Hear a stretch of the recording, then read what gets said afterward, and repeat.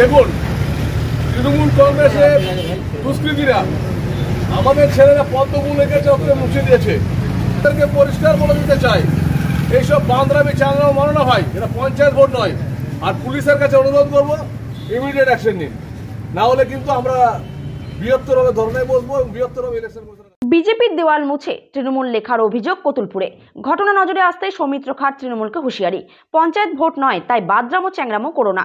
বিজেপির দেওয়াল লিখন মুছে তার উপর তৃণমূল লিখে দেওয়ার অভিযোগে সরব হলেন বিষ্ণুপুর লোকসভার বিজেপি প্রার্থী সৌমিত্র খাঁ। আজ বাঁকুড়ার কতুলপুর ব্লকের গরুহাটতলা এলাকায় প্রচারে গিয়ে বিষয়টি নজরে আসতেই তৃণমূলকে এক হাত নেন সৌমিত্র। অভিযোগ অস্বীকার করেছে তৃণমূল। লোকসভা নির্বাচন যত এগিয়ে আসছে ততই উত্তাপ বাড়ছে বাঁকুড়ার বিষ্ণুপুর লোকসভা কেন্দ্রে। জমে উঠেছে তৃণমূল প্রার্থী সুজাতা মণ্ডলের সঙ্গে তার প্রাক্তন স্বামী তথা বিজেপির প্রার্থী সৌমিত্র খাঁর লড়াই। অভিযোগ পাল্টা অভিযোগ চলছে দুতরফেই। এরই মাঝে আজ বাঁকুড়ার কতুলপুর ব্লকের গরুহাটতলা এলাকায় প্রচারে গিয়ে তৃণমূল কর্মীদের বিরুদ্ধে বিজেপির দেওয়াল লিখন মুছে ফেলার অভিযোগ আনলেন সৌমিত্র খাঁ। এদিন প্রচারে বেরিয়ে তার চোখে পড়ে বিজেপির দলীয় প্রতীক পদ্মফুল সাদা রং দিয়ে মুছে দিয়ে তার উপর তৃণমূল লিখে দেওয়া হয়েছে। বিষয়টি নজরে আসতেই গর্জে ওঠেন সৌমিত্র খাঁ।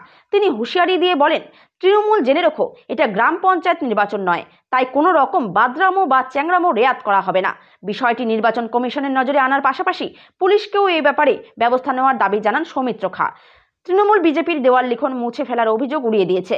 তৃণমূলের দাবি, সৌমিত্র খাঁর সঙ্গে লোক নেই। বিষ্ণুপুর লোকসভা থেকে তিনি 3 লক্ষ বেশি ভোটে হেরে যাবেন বুঝতে পেরে তার মাথা খারাপ হয়ে গেছে। বাঁকুড়ার কতুলপুর থেকে অভিজিৎ সরকারের রিপোর্ট, বাঁকুড়া টিভি বাংলা। দেখুন, একটা কথা হচ্ছে খুব পরিষ্কার যে পঞ্চায়েতে তো ভোট হতে দেয়নি কতুলপুর বিধানসভা এবং ইদাস বিধানসভা, কতুলপুর, জয়পুর, পাত্রসাহের, ইদাস, খণ্ডঘোষ, এবং এই জায়গাতে পুলিশের সাহায্য নিয়ে অন্ধকারে বিজেপির দেওয়াল মুছে দেওয়া হচ্ছে।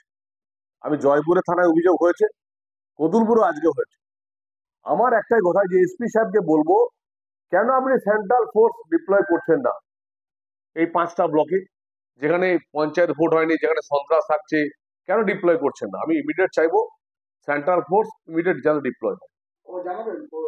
নিশ্চিত হবে। আমরা জয়পুর থানায় অভিযোগ জানিয়েছি কিছুদিন আগে, কোনো সুরাহা হয়নি। কতুলপুরও আজকে ঘটনা ঘটেছে, পাত্রসাহেরও ঘটেছে, ইদাসও ঘটেছে। হ্যাঁ, কমিশনারকে জানাবো, রাত্রির মধ্যে আমরা মেল করছি। এই ধরনের রাজনীতিটা কি হবে? খুব হাস্যকর একটা ব্যাপার। কিছু পুলিশ ভাবছে যে পঞ্চায়েতে ভোটের মতো ভোট করবো, তৃণমূলকে সাহায্য নেই, কারণ তৃণমূল তো এখন তৃণমূলে তো নেতা খুঁজে পাওয়া যাচ্ছে না, পুলিশের হচ্ছে তৃণমূলের নেতা। এটাই লজ্জাকর ব্যাপার। আমি চাইবো ফ্রি অ্যান্ড ফেয়ার ভোট হোক। প্রথম কথা আপনাকে জানাই, তৃণমূল কংগ্রেসে কোনো দুষ্কৃতি থাকে না। সমস্ত দুষ্কৃতির আশ্রয়স্থল হচ্ছে ভারতীয় জনতা পার্টি। তাই তৃণমূল কংগ্রেসের কোনো মানুষ, কোনো কর্মী কোনো অন্যায় কাজ করেনি এবং ভবিষ্যতেও করবে না। তিনি আরো অভিযোগ করছেন যে এটা পঞ্চায়েত ভোট নয়, এটা লোকসভা নির্বাচন, এমনটাই তিনি হুঁশিয়ারি দিচ্ছেন।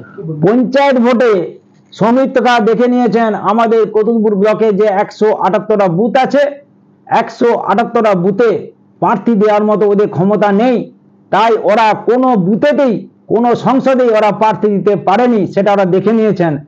আর আমরা কতুলপুর ব্লক থেকে সৌমিত্র খাঁকে 50,000-এরও বেশি ভোটে হারাবো। উনি বিষ্ণুপুর লোকসভা থেকে 3 লক্ষেরও বেশি ভোটে হারবে, এটা উনি বুঝে গেছেন।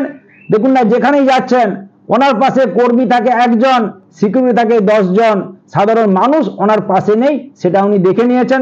তাই ওনার মাথা খারাপ হয়ে গেছে, মাথা খারাপ হয়ে উনি এসব উল্টোপাল্টা কথা বলছেন। কিন্তু তিনি অভিযোগ করছেন যে তৃণমূল আজকে তো দুষ্কৃতীরাই তাদের নাকি দেয়াল মুছে দিয়েছে। তৃণমূল কোনো অন্যায় কাজ এখনো করেনি, ভবিষ্যতেও করবে না, এটা জেনে রাখা ওনার দরকার। উনি এটা খুব ভালো করেই জানেন। ভোটে হেরে যাওয়ার ভয়ে এসব কথাবার্তা উনি বলছেন এখন।